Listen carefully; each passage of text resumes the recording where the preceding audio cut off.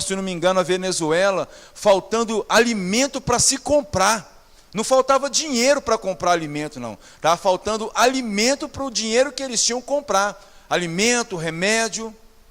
E olhando para tudo isso, aonde nós podemos, de repente, encontrar uma solução? Aonde essas pessoas podem buscar uma solução? Há uns meses atrás, alguém postou uma mensagem do pastor Márcio Valadão, falando sobre o juízo de Deus sobre o Brasil. E nós podemos estender essa palavra e dizer que este é o juízo de Deus sobre a terra. Sobre a terra. Há muitos anos atrás, um pastor chamado Dr. Samuel Doctorian, ele saiu para poder se consagrar e orar e buscar a Deus lá na ilha de Patmos. Ele foi para lá buscar a Deus, se consagrar a Deus. E ele, na sua profecia, se você quiser ler depois ela completa, você consegue encontrá-la na internet, só você digitar lá Dr. Samuel Doctorian, profecia do Dr. Samuel Doctorian. E ele então, nessa profecia, ele diz que Deus deu a ele a visão de 5 anjos. Ele falou que até aquele dia ele tinha tido a visão de 2 anjos apenas. Mas naquele dia, se consagrando naquele lugar, Deus deu para ele uma visão de 5 anjos. E cada um destes anjos traziam nas suas mãos um instrumento da ira de Deus contra os 5 continentes da terra. E a gente olha, a gente não consegue enxergar nenhum continente na terra que não esteja enfrentando uma crise nestes últimos tempos. Mas tudo isso por quê? Por causa do pecado que o mundo tem vivido. Por causa de muitas vezes o mundo está negligenciando a voz de Deus. A voz que tem emanado das igrejas espalhadas por toda a terra. Então, olhando para esta hora assustadora e desesperadora que a humanidade está vivendo, eu vejo que o socorro para ela hoje se encontra na igreja de Jesus Cristo, espalhadas pelos 4 cantos desta terra. Seja com a igreja que tem a maior liberdade para pregar o evangelho, como aquela que, mesmo enfrentando toda a resistência, mesmo enfrentando esses países comunistas e ali não podendo crescer como poderia, mesmo assim o evangelho está sendo pregado. Ontem eu participei de um seminário de missões com o pastor Josué Rodrigues, presidente da MCM, Missão Cristã Mundial, e ele dizia que na China o evangelho está sendo sufocado pelo comunismo. Na China, o evangelho está sendo sufocado pelo comunismo. E tudo isso por quê? Porque a palavra de Deus é poderosa. A palavra de Deus tem poder de tirar o homem de uma situação de cegueira total. E eles começarem a enxergar o único e verdadeiro Deus. E esse poder está nas nossas mãos, queridos. Amém? Diga comigo assim: nas minhas mãos está o poder, nas minhas mãos está o poder para mudar o mundo. Aí nós pensamos, mas isso, pastor, é muita prepotência nossa. Não é. Jesus deu essa autoridade à igreja. E eu quero falar um pouco sobre isso, que nós, a igreja, nós os salvos, somos a resposta de Deus para esta humanidade perdida. Para esta humanidade que está cativa do pecado, para esta humanidade que está vivendo nesse tempo de crise. E quem sabe daqui, da Batista Elioenai, Deus não vai levantar tantos missionários para espalhá-los por esta terra, para poder pregar o evangelho. Quem sabe daqui, nós não vamos ouvir notícias daqui a um tempo, olha, o irmão fulano que era lá da Batista Elioenai, está na China, está na Rússia, está em Cuba, está na Venezuela. Lugares onde o evangelho não tem liberdade de ser pregado como aqui. E até mesmo no Brasil. A igreja ela é a resposta de Deus porque ela é firmeza e coluna da verdade. firmeza e coluna da verdade. Nós lemos isso em 1 Timóteo. Eu não vou ler todos os textos, aí você pode anotar se quiser e depois ler na sua casa. Se você não quiser anotar, quiser depois pegar a folha aqui e ficar para você, pode, só copiar e passar para os irmãos. Por que ela é resposta de Deus? Porque ela é coluna e firmeza da verdade. Uma igreja conhecida como também casa de Deus. A verdade está em nós. A verdade que o mundo precisa conhecer, a verdade que as pessoas precisam saber, está em nós, está conosco. Nós somos detentores ou portadores, melhor dizendo, portadores de uma verdade que pode transformar a vida de pessoas, assim como transformou as nossas vidas. Assim como nós fomos alcançados por esse evangelho e a nossa vida nunca mais foi a mesma. Eu me lembro quando eu estava chegando aqui no final do jejum de Daniel, eu passei aqui, se eu não me engano, aqui antigamente, aqui para trás, era um clube, não era? Era um clube. E quando eu era adolescente, entre os meus 12 e 14, 15 anos, eu frequentava esse clube na época de carnaval, na época de festa de Réveillon.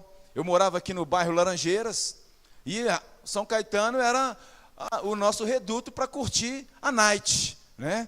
Isso há 30 anos atrás, né? Hoje tem muito mais lugares espalhados. Aqui pertence Betinho ou Contagem? Betinho. Tem muitos mais lugares espalhados. Eu mudei para Betinho, eu tinha 11 anos de idade. Eu ia completar 12 anos naquele ano. E aqui eu conheci, mudando para cá, eu conheci muita coisa. Inclusive, a coisa mais preciosa na minha vida que foi Jesus Cristo. Mas essa região toda, eu andava por aqui, tinha esse clube que eu não me lembro o nome dele, mas a gente frequentava aqui nos finais de semana, tinha discoteca, época de carnaval tinha as festas, final de ano tinha um Réveillon, e sempre me encontrava por essas quebradas por aqui, fora os outros lugares que existiam. Até os meus 15 anos, quando alguém liberou uma palavra. Sabe, queridos, ninguém sentou comigo e pregou horas para mim, não. Me lembro que a minha mãe disse apenas assim: olha, meu filho, você pode experimentar o que você quiser experimentar neste mundo, mas vai chegar um momento que você vai ver que a única coisa que você precisa e que pode satisfazer a sua vida é Jesus Cristo. E aquela palavra entrou no meu coração, mesmo sem eu perceber. E depois ali de um tempo, com 15 anos de idade, eu já bebia qualquer tipo de bebida alcoólica, fumava e me drogava. E um dia eu falei: Deus, o que vai ser da minha vida? Eu estou com 15 anos hoje, estou usando esses tipos de drogas, né? Porque a bebida, o cigarro e a droga, tudo é uma droga só. A diferença é que umas são lícitas e as outras o país não liberou. E naquele dia eu decidi ir para a igreja, meu irmão, e nunca mais saí de lá.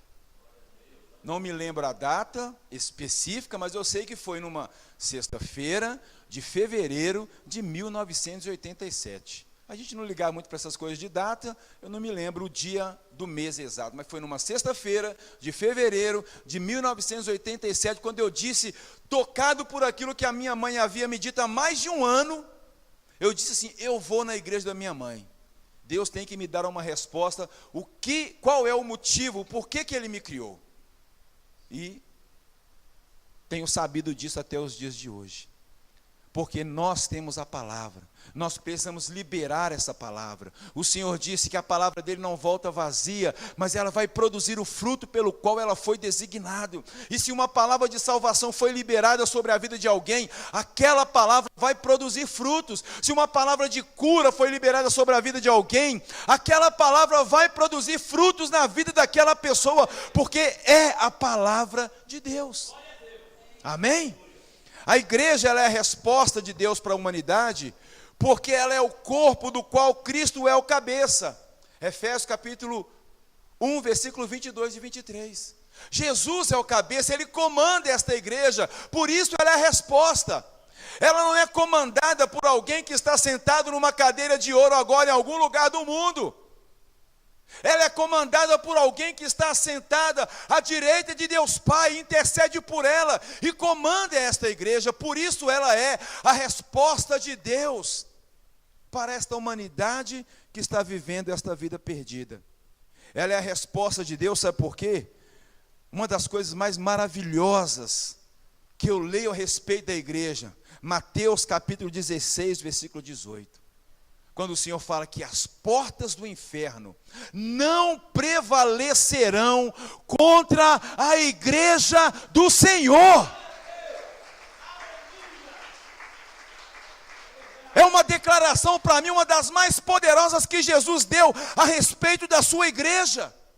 As portas do inferno não podem prevalecer contra esta igreja. Ontem eu ouvi o pastor José Rodrigues pregando, ele dizia que ele foi pregar uma vez no Maranhão, e chegou lá numa certa cidade, numa região, tinha 300 centros de macumba, 300 terreiros de macumba naquela região. Passou-se um ano, ele foi pregar lá de novo, tinha 400 terreiros de macumba. E ele pensava, mas como pode? Mais um ano ele voltou lá, já tinha passado o pastor para 700 terreiros de macumba naquela região. E ele diz então que chamou aqueles pastores e falou assim: o que a igreja está fazendo aqui? O que vocês estão fazendo que esses centros de macumba continuam crescendo? Era 300 quando eu vim aqui a primeira vez, e agora já são 700. O que vocês estão fazendo aqui? E ele falou para eles assim: eu desafio vocês a fechar esses centros espíritas pela oração em nome de Jesus. E ele disse que voltou lá há pouco tempo, pastor, já tinha caído para 120. Sabe por quê? Porque a igreja acordou, despertou. E entendeu que quem vai combater contra as forças do inferno é ela, não tem outra força capaz de deter o diabo nesta terra, que não seja a igreja de Cristo Jesus. Não tem outra força. Não tem ninguém que pode deter o diabo, a não ser esta igreja cujas portas do inferno não prevalecem contra ela. Cujas portas do inferno, e porta, ela só serve para proteger alguma coisa que está dentro. Porta não protege nada que está fora, é verdade ou mentira? Se nós fecharmos a igreja aqui, está protegido quem está aqui dentro. Quem estiver lá fora, não tem proteção. Então, quando diz que as portas do inferno não podem prevalecer, significa que a igreja tem poder para arrombar as portas do inferno e resgatar lá de dentro aqueles que estão lá cativos por Satanás. Foi assim lá no Maranhão. Esta igreja, e quando eu digo esta igreja, eu digo a igreja de Cristo sobre a terra. A igreja de Cristo sobre a terra. Por que esta igreja é a resposta de Deus? Porque ela tem poder e autoridade para pisar em toda a obra do diabo e não sofrer dano algum por ele. Lucas capítulo 10, versículo 19. Eis que vos dou poder e autoridade para pisar serpentes e escorpiões e em toda a força do inimigo, e ele não pode causar nenhum dano à sua vida. Eu não sei, às vezes, eu não sou uma pessoa muito estudada. Então, o que a Bíblia me ensina, eu creio. Se o Senhor falou que olha, você tem poder e autoridade para pisar serpentes, escorpiões, em toda a obra do diabo, e não vai sofrer nenhum dano por ele, eu creio nisto. Eu creio que o diabo, ele pode tentar, porque este é o principal papel dele, ser o tentador. Ser o tentador. Eu lembro quando eu fui mais a Márcia e começamos a namorar, eu cheguei para ela, conversei com ela, falei, olha, vamos namorar. Ela falou assim, vamos tentar. Eu falei, não, tentar não, quem tenta é o diabo, não vamos tentar não. Eu falei, eu só aceito a gente começar a namorar, a gente tiver um propósito para casar. Se tivermos um propósito para casar, e namoramos um ano, ficamos noivos e casamos no ano seguinte. O diabo, o principal papel dele é ser o tentador. Tentador é aquele que tenta e vive tentando, mas se eu crer na palavra de Deus, se eu estiver revestido pelo poder de Deus, a autoridade que Cristo me deu, porque quando ele faz isso aqui, irmão, ele está nos outorgando a mesma autoridade que está sobre ele, conforme também diz Mateus capítulo 28, 18 a 20, quando ele fala, é me dado toda a autoridade nos céus e na terra, portanto, ide. Ele está nos dando uma procuração, e essa procuração tem o mesmo poder que está sobre a vida dele, está sobre as nossas vidas também, e o diabo não pode causar nenhum dano às nossas vidas. Eu dizia quinta-feira lá na nossa igreja, que a gente só vê Satanás atacando Jesus pessoalmente uma vez, que foi no deserto. Depois ele não teve mais poder de se aproximar de Cristo. Ele usou as coisas à volta de Cristo para tentar fazer com que Jesus se desviasse do plano original de Deus para a vida dele. E nós não podemos permitir que Satanás, não tendo o poder de nos atacar, de causar nenhum dano à nossa vida, porque assim o próprio Jesus disse, nós não podemos deixar de estar atentos e vigilantes às coisas que muitas vezes ele usa à nossa volta para tentar atrair a nossa atenção, a fim de deter-nos a cumprir o plano e o propósito de Deus para as nossas vidas aqui na terra. Ele não tem poder contra as nossas vidas, ele não tem poder contra a igreja. A Bíblia está dizendo que as portas do inferno não podem prevalecer contra esta igreja. Mas qual é esta igreja? É aquela que está estabelecida sobre a rocha que é Jesus Cristo. Porque ele mesmo disse sobre esta rocha, que era ele, Jesus, eu vou estabelecer, edificar a minha igreja. E esta igreja pode passar pelo que for, mas ela persiste, sabe por quê? Porque ela é de Jesus. Já tentaram calar ela muitas vezes, mas não calam, porque ela é de Cristo, ela está sobre a rocha. E por isso ela é a resposta. Se nós formos colher alguns testemunhos aqui hoje, como o meu. Quantas pessoas não entraram na igreja porque estavam com a vida destruída, estavam buscando um propósito para a sua vida, um motivo pelo qual Deus havia criado ela. Quantas pessoas? Eu não sou o único, milhares e milhares e milhares de pessoas entram dentro de uma igreja porque um dia recebeu um folhetinho na rua, no ponto de ônibus, ou dentro do ônibus, ou leu alguma propaganda de algum lugar, e ele falou, vou lá para saber o que aquelas pessoas podem fazer por mim. E seguramente eles entram como eu entrei, e saem transformado como eu saí. Porque há poder de Deus aqui dentro. E eu vou dizer para você que o pastor não fez apelo para mim, não. Naquela época, não, há 30 anos, isso. Há 30 anos atrás, não se fazia apelo como se faz hoje. Que alguém quer aceitar Jesus e tantos apelos, tantas formas de conseguir assim, atrair o coração daquela pessoa e trazer ela a Cristo. Naquela época não tinha muita coisa. Eu era de uma igrejinha lá no bairro Santa Cruz, na Vila Santa Cruz, entre o bairro PTB e o bairro Laranjeiras.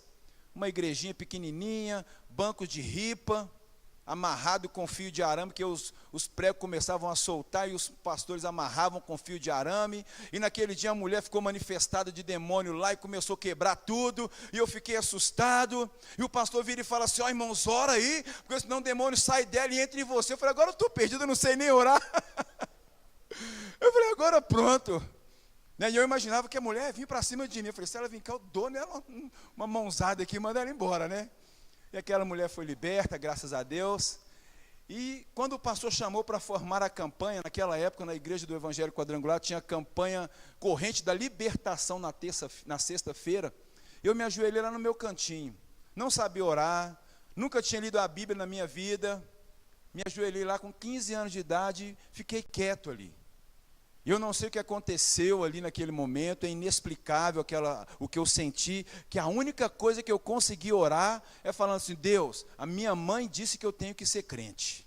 A minha mãe disse que eu tenho que te aceitar. Então eu estou te aceitando aqui agora, e a partir de agora eu sou crente, Jesus. E levantei dali, crente, e estou crente até hoje. Sabe por quê? Por causa do poder dessa igreja. Era uma igreja pequenininha, era uma igreja sem nenhum luxo, era uma igreja com muita dificuldade. Ela existe lá até hoje. Ela existe lá até hoje. Mas o poder de Deus estava ali. A autoridade que Deus havia dado a esta igreja estava naquele lugar. Esta igreja é a solução de Deus, porque ela foi chamada para se sujeitar a Deus e resistir ao diabo. Sujeitar a Deus é obedecer a Deus. Esta igreja é a resposta de Deus, porque ela é a luz e o sal da terra. O Senhor Jesus fala, vós sois a luz deste mundo, vós sois o sal desta terra, melhor dizendo. E se o sal se tornar insípido, como lhe restaurar o sabor? Só serve para ser lançado fora e ser pisado pelos homens. Vós sois a luz do mundo. Ninguém acende uma candeia, uma lamparina ou uma vela e coloca debaixo de alguma coisa, mas coloca num lugar alto para iluminar tudo e a todos que está por perto. Olha o que Jesus está dizendo de nós. Nós somos acesos e fomos colocados em um lugar de destaque para trazer luz a essa humanidade.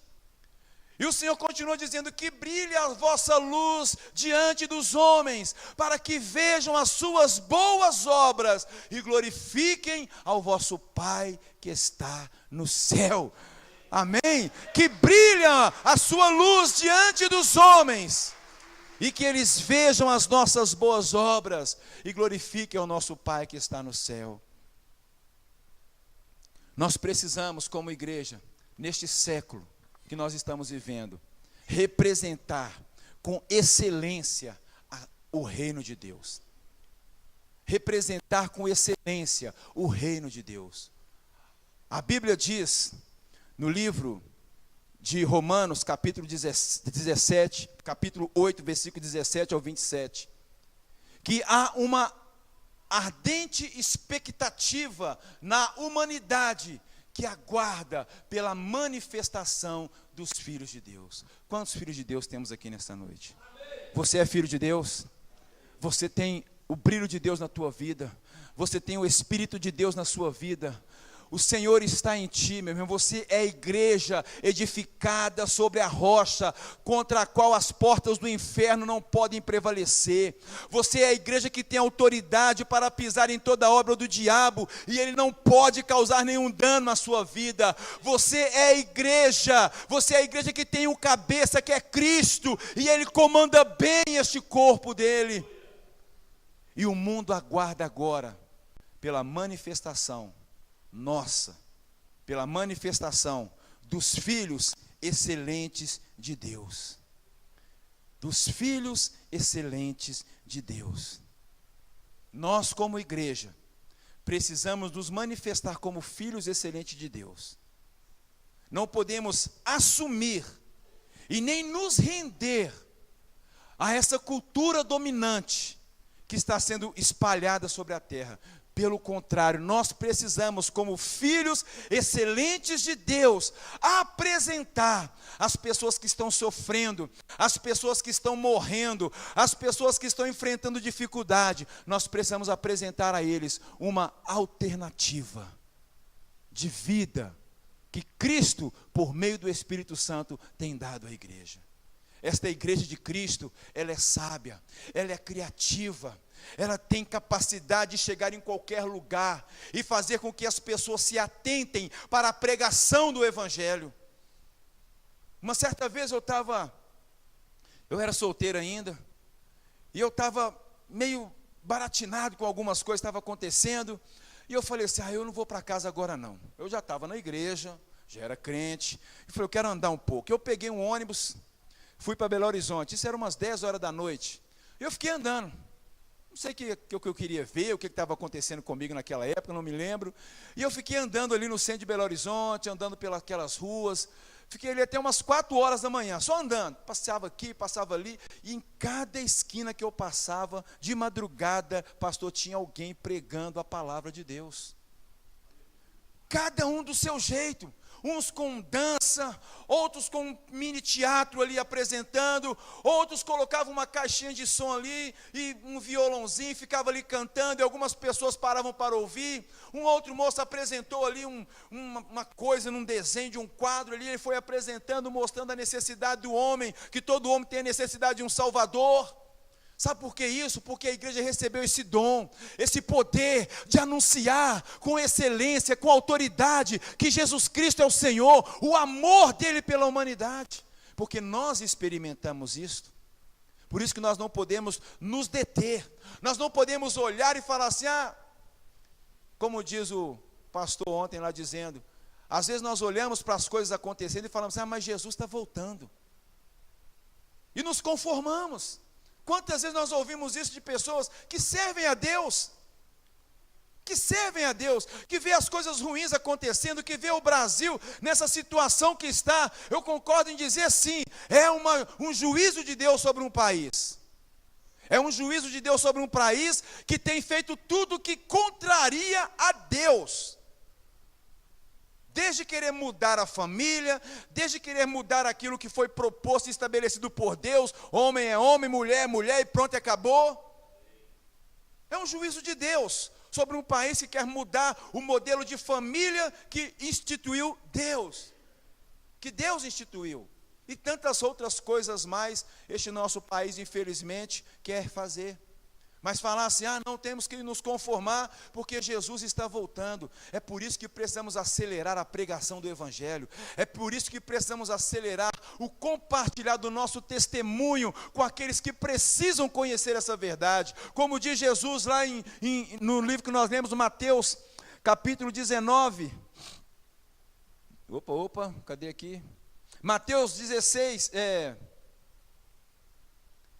5, 13, 16, que brilhe a sua luz diante dos homens, que ele veja as suas boas obras e glorifique a Deus que está no céu. Glorifique a Deus que está no céu. Nós precisamos fazer a diferença e precisamos urgentemente, meu irmão, e precisamos urgentemente como igreja, nos manifestarmos. Eu vejo aqui que a igreja que já trabalha com células, nós estamos começando a implantar esse trabalho lá ainda. Mas como eu vejo a mão de Deus sobre esse tempo, que Deus está restaurando nas igrejas a visão celular, que foi muito danificada anos atrás. Ela chegou aqui no Brasil, mais ou menos ali em 97, 98, começou a se espalhar, principalmente aqui na Grande Belo Horizonte.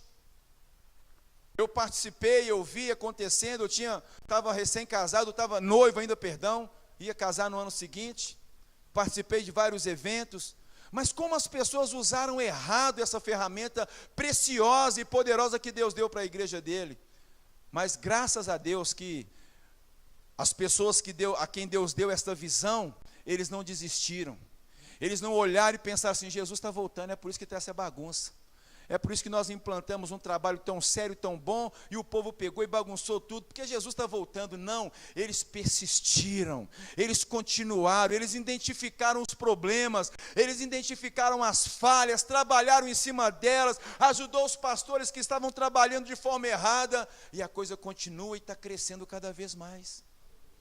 Eu ouvi, pastor, um testemunho esses dias de um homem que frequentava uma igreja em Belo Horizonte, mudou para Cláudio por causa do trabalho, era líder de célula lá, não era pastor, não era um conferencista, era apenas um membro da igreja, que era um ministro de Deus na casa de alguém, e ele mudou para lá. Em 2 anos, ele chegou ali, não conseguiu achar nenhuma igreja na visão celular, e ele falou, não, vou abrir uma célula na minha casa, e começou a reunir o povo ali na casa dele, era ele e a esposa só. Em 2 anos, eles já são hoje 120 pessoas, um casal apenas. Com 2 anos chegaram a 120 pessoas, fazendo o quê? Comunicando o evangelho às pessoas, através de um ambiente de comunhão, através de um ambiente de aceitação. Esse é o poder da igreja. A igreja que quando entra o estranho, ela não pode dar as costas e nem olhar com um olhar diferente, a não ser com o olhar de Cristo, com o olhar de aceitação. Fui pregar numa igreja uma vez, entrou 5 homossexuais lá dentro, e sentaram os 5 na frente, mas parecia que tinha passado um redemoinho em volta deles, mas o povo sumiu. A igreja tinha mais ou menos 30 obreiros, fora os diáconos, mas ficou assim, eles sentaram no primeiro banco, imagina só, 5, na primeira fileira, e todo mundo foi saindo de perto, e eles ficaram ali umas 3 fileiras para trás deles, não tinha ninguém, acho que até os diáconos não ficou diaconando ali perto deles. E eu cheguei perto de um obreiro e falei assim, não, vai lá, senta perto deles, senta alguém perto deles, porque se tem alguém nessa terra que pode mudar a vida daquelas pessoas, somos nós. E se nós não temos que concordar, nós não precisamos concordar, mas também não precisamos deixar de amar, não precisamos deixar de ser luz para eles, não precisamos. Um dia um brigou comigo, eu saí do lugar, ele achou que eu tinha falado alguma coisa para ele, eu voltei e falei, o que está acontecendo, meu filho? Não, você fez sinal aí que eu sou gay. Eu falei, eu? Como que você viu isso? Não, você fez, não fiz isso não, te respeito, te amo muito em Cristo Jesus.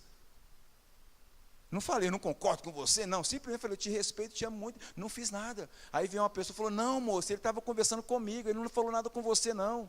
Aí ele, então tá bom, desculpa, foi embora e acabou o assunto.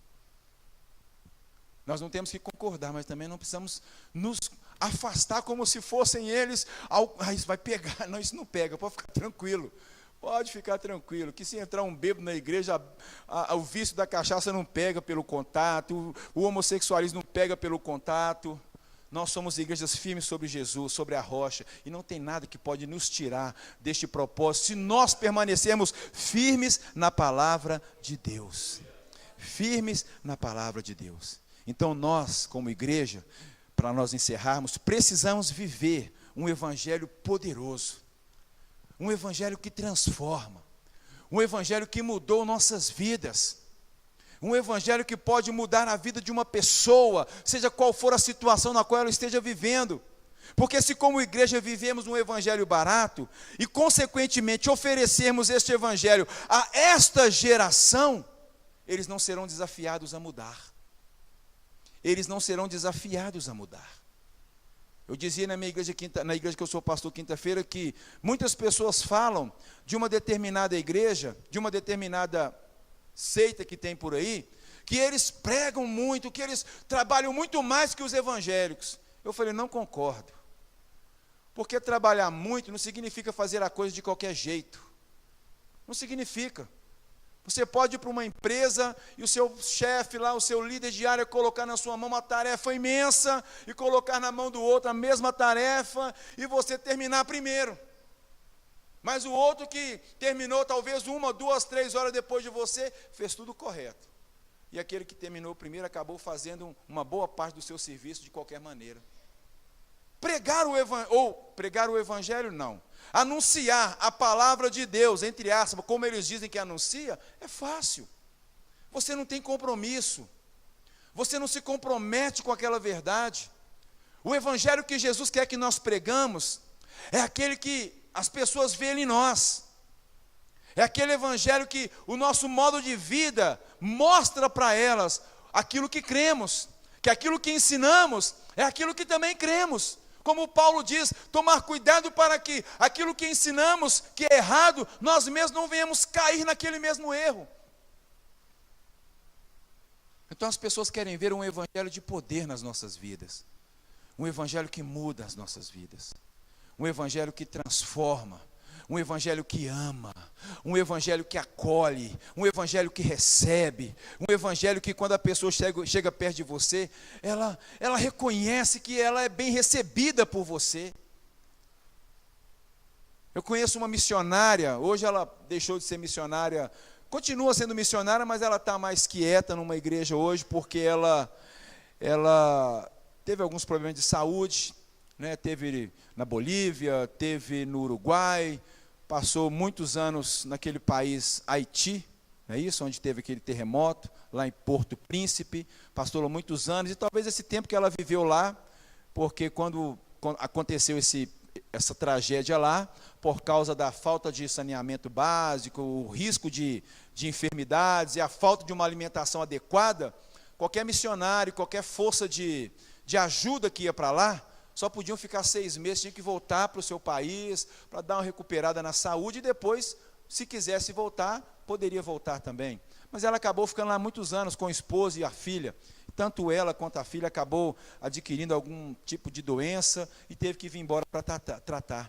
Mas essa menina, essa missionária Virgínia, casada com o Emerson, ela aceitou a Cristo por entrar numa igreja e ver o amor com que aquelas pessoas tratavam quem ali chegava, por ver o amor com que e eu era membro desta igreja, por ver o amor que aqueles líderes que estavam ali cuidando de jovens, cuidavam daqueles jovens, mesmo não tendo nenhum tipo de grau de parentesco com aqueles jovens. E ela olhou e disse assim, poxa, como pode alguém que não tem nada a ver, que não é parente, que não tem nenhum tipo de grau de parentesco com a pessoa, amar e se dedicar tanto a alguém assim? E a partir daí ela começou a frequentar a igreja, se converteu a Cristo, estudou, se formou, se tornou missionária. Olha bem, uma atitude, pensa bem nisso, meu irmão, o poder da igreja. Ninguém falou nada para ela. Ninguém chegou para ela e falou, olha, Jesus te ama e tem um plano maravilhoso para a sua vida. Ninguém falou nada para ela. Ela simplesmente olhou e viu, e aquilo atraiu ela, falou, eu quero isso para a minha vida. Era uma pessoa que vinha de uma vida totalmente, de uma família totalmente destruída. O pai havia cometido suicídio. O irmão era homossexual. Um problema terrível na família. E ela, por causa da atitude da igreja, onde ela entrou uma vez só, ela tomou a decisão de aceitar a Cristo. E ela aceitou Jesus em um culto que o Reinhard Bonk fez lá no Mineirão. Não sei se o senhor se lembra disso quando ele esteve aqui. Foi a única vez que ele veio, né? Única vez. E ela foi nesse culto. E nós organizamos uma caravana, vários ônibus, fomos para lá. E naquele culto ela aceitou a Cristo, continuou membrando na igreja, estudou, se formou no curso de teologia e estudou para missões na Jocum, em outros departamentos, em outras entidades de missões que existem no país. E foi para a sua primeira experiência missionária na Bolívia. Da Bolívia depois voltou para o Brasil, foi para o Uruguai. Do Uruguai ela ficou o resto do tempo que ela estava trabalhando com missões em Porto Príncipe. Uma atitude fez com que uma pessoa se convertesse a Cristo, e essa pessoa trouxe o marido para Cristo também, os dois se tornaram missionários, os dois foram fazer a obra missionária. E quantas pessoas quantas pessoas não foram ajudadas, evangelizadas, porque uma igreja teve uma atitude que atraiu a atenção de uma pessoa, para você ver o poder que há naquilo que fazemos, tanto positivamente quanto negativamente, infelizmente, temos que dizer isso. Há poder nas suas atitudes. Se você levanta a mão e fala assim, eu te abençoo em nome de Jesus, você não imagina o poder que você está liberando sobre aquela pessoa. Se você olha para alguém e fala para ela assim, olha, Deus te ama e tem um plano maravilhoso para a sua vida, você não sabe o poder que isso pode causar na vida de alguém. Agora, para encerrar de verdade, vou até fechar a Bíblia aqui. Eu encerrei só uma vez, geralmente eu encerro 3, 4, hoje eu vou encerrar só 2. Para encerrar, eu tinha um Fiat Uno, e ele foi roubado uma vez, e um dia, depois nós tomamos ele de volta, eu fui num rapaz de uma gráfica, falei assim, eu quero que você coloque uma frase evangelística aqui no carro. O pessoal sempre fala assim, não, pastor, vamos fazer uma frase da nossa igreja, colar aqui, Igreja Batista Sião e tal, a igreja de Deus e não sei o quê. Eu falei, eu não vejo utilidade nisso, eu vejo utilidade em você propagar o evangelho.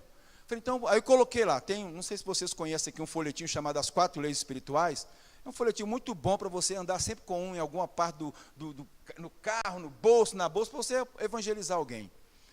E eu coloquei no meu carro lá a primeira lei.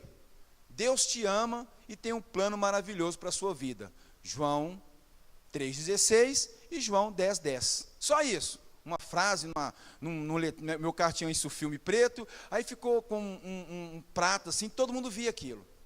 E quando foi um dia, minha sogra conversando com um rapaz, hoje ele é pastor também de uma igreja lá, quando foi um dia esse rapaz, ele conversando com minha sogra, falou assim, ele dando um testemunho para ela, falou, não, eu aceitei Jesus um dia, porque eu estava com a minha vida assim, toda atribulada, cheia de problemas. Aí um dia passou um carro perto de mim, estava escrito lá assim, Deus te ama e tem um plano maravilhoso para a sua vida. E eu olhei aquilo me incomodou, e eu fiquei com aquela frase na minha cabeça, e um dia eu estava lá no centro da cidade, centro de Betim, estava lá, e com aqueles meus pensamentos, eu disse assim, Deus, se aquele carro passar aqui de novo, eu vou aceitar Jesus hoje. Ele falou assim, irmã, você não acredita que na hora que eu acabei de falar, o carro não subiu, o fitinho não subiu de novo, o carro verde? O carro verde subiu, eu falei assim, não, então eu tenho que cumprir. Aceitou a Cristo naquele dia. Aí ela disse para ela assim, mas depois, irmã, nunca mais eu vi aquele carro. Não sei onde foi parar aquele carro. E quando ele acabou de falar isso, não sei onde foi parar aquele carro, eu estava subindo o morro com ele. Só que sem a frase, porque tanto o povo cutucar lá e arrancar, acabou que ela ficou banguela, eu fui e arranquei o resto que estava. Aí ela falou assim, não, o carro não sumiu não, ele ali, só que ele tirou a frase que estava lá, que o pessoal estragou a frase. Olha, o poder, eu não falei nada. Apenas pus uma frase do que Deus podia fazer na vida de alguém, do plano de Deus, né? Porque quando você vai evangelizar com as 4 leis, elas são 4 princípios básicos. Deus te ama e tem um plano maravilhoso para a sua vida. O homem é pecador e por isso não pode experimentar nem o plano e nem o amor de Deus para a sua vida. Jesus Cristo é a solução de Deus para o homem pecador e você precisa tomar uma decisão pessoal. Eu coloquei só a primeira. Deus te ama e tem um plano maravilhoso para a sua vida. O amor de Deus, porque Deus amou ao mundo de tal maneira que deu o seu Filho único, para que todo aquele que nele crê não pereça, mas tenha a vida eterna. O plano de Deus, Cristo afirma: eu vim para que tenham vida e a tenham em abundância. Uma vida plena e uma vida com propósito. Então você não é uma pessoa que nasceu do acaso e entrou numa igreja porque você estava doente, viciado, com a família destruída, não. Você é uma pessoa que Deus colocou na sua vida a conclusão, o cumprimento de um propósito que Ele tem para você. Não fique pensando que você é apenas um membrozinho necessitado que vem pedir oração todo dia. Não, meu irmão, você é muito especial. Você é alguém muito especial para Deus. Olha para você e vê a complexidade do seu corpo, da sua criação, como tudo funciona bem em você, como tudo, uma coisa depende da outra, a perfeição com a qual Deus nos criou, que fez o Jardel apaixonar pela Nayara, a perfeição que Deus criou, que fez a Nayara se apaixonar pelo Jardel, que me fez me apaixonar pela minha esposa. Isso não pode ser uma coisa criada simplesmente para comer, beber e depois morrer. Talvez a gente lê lá porque a Bíblia diz, comamos e bebemos porque amanhã certamente morreremos. A gente pensa, é só para isso que nós nascemos, para trabalhar, para ganhar dinheiro, comer, beber, descansar e um dia morrer. Não, meu irmão, tem muita coisa que Deus quer que você faça. E a principal delas é que você seja, que a sua luz brilhe diante dos homens. Que a nossa luz brilhe diante dos homens, e eles vejam as boas obras que temos feito, e eles levantem as mãos e glorifiquem ao nosso Pai que está no céu. A sua vida precisa dar glórias a Deus. Fique de pé no seu lugar, vamos orar nesta hora. Em nome de Jesus.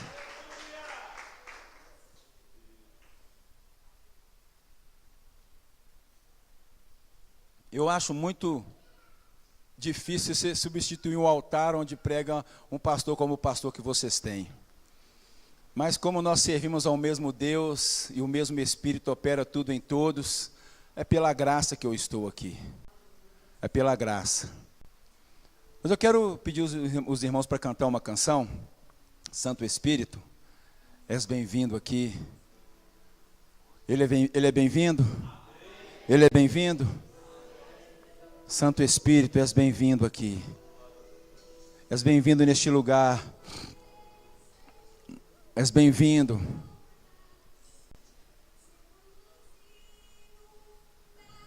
Aí vai ensaiando aí. Vai ensaiando que não.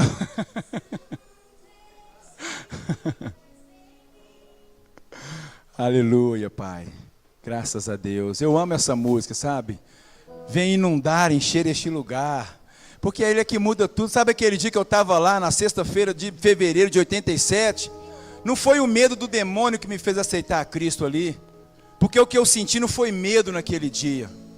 O que eu senti naquele dia foi algo que eu não consigo explicar para ninguém. E nunca vou conseguir explicar. Eu só sei que a única coisa que eu consegui fazer foi convidar a Cristo para vir à minha vida. Sabe o que era aquilo? Era o Santo Espírito naquele lugar, derramando a graça de Deus sobre a minha vida. E quem sabe você está aqui nessa noite e você precisa se reconciliar com Deus. Ou você até mesmo precisa receber a Cristo como Senhor e Salvador. E se você quiser fazer isso, venha à frente em nome de Jesus. Aleluia! A esperança viva, tua presença, Deus. Eu provei e vi. Eu provei e vi o mais doce amor que liberta o meu ser e a vergonha desfaz. Oh, tua presença.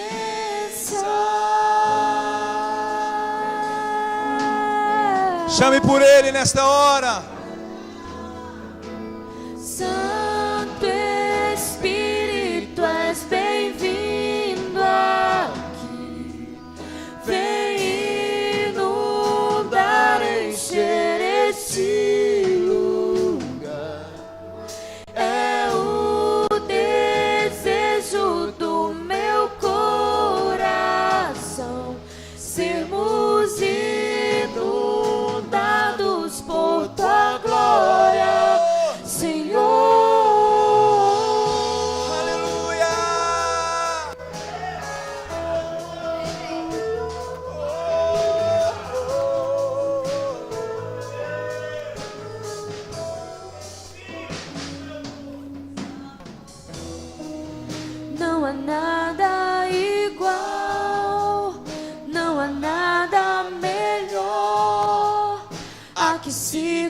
parar a esperança viva.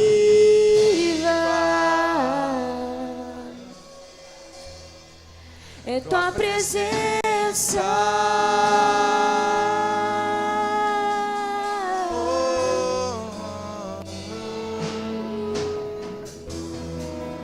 Eu provei e vi o mais doce amor que liberta o meu ser e a vergonha desfaz. É tua presença. Senhor, só a tua presença, Pai. Chame por Ele. Santo Espírito, és bem-vindo aqui. Vem inundar, encher este lugar. É o desejo do meu coração sermos inundados por tua glória, Senhor. Santo Espírito, és bem-vindo aqui. Vem inundar, Senhor. encher este Vem, Senhor. é o desejo do meu coração sermos inundados por tua glória, Senhor.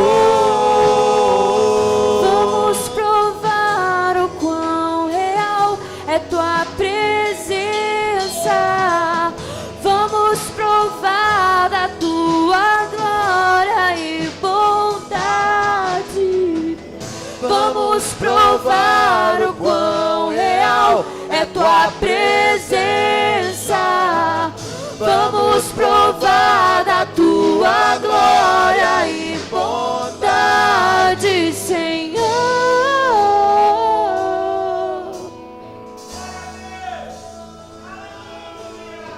Santo Espírito, és bem-vindo aqui. Vem inundar, encher este lugar.